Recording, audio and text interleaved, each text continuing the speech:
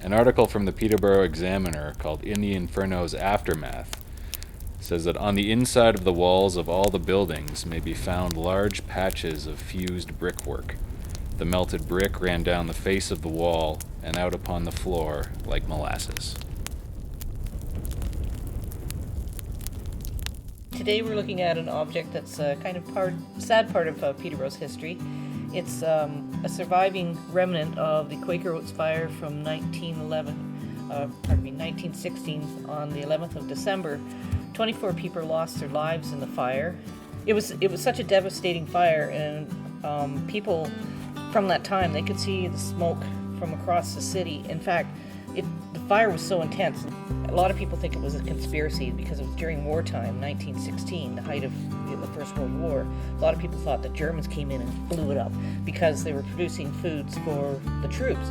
But in fact, what happened is that they had pretty much doubled their production capacity, and the factory was just running so much that grain dust got into some of the mechanicals and ignited a fire, and it literally blew a wall out into the river and ignited the whole building into flames. It was gone within 2 days, the whole building. That's how intense it was. So yeah, it's pretty incredible that survived the explosion and the fire. The crazy colors that it is created by the way it was packed in straw, and when they finally excavated their building, these were found in crates at the bottom of all the rubble. Obviously you can see this has got a souvenir sticker on it. These would have been called premiums, so they would have been put in cereal packages as you might find like toys in some cereals today. But obviously the oats themselves would have been the buffer, like the styrofoam popcorn you'd find in shipping crates and things today. According to this, it says $2 million in damages and 23 lives lost, but they actually say now it's 24 lives lost.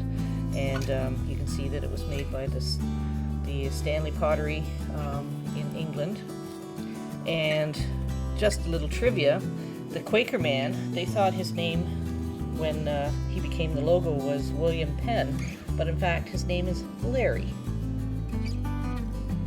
Just Larry. Just Larry. And Larry went under a little bit of a remake in the 2011 or thereabouts. He lost a few pounds, so Larry's a little stealthier now.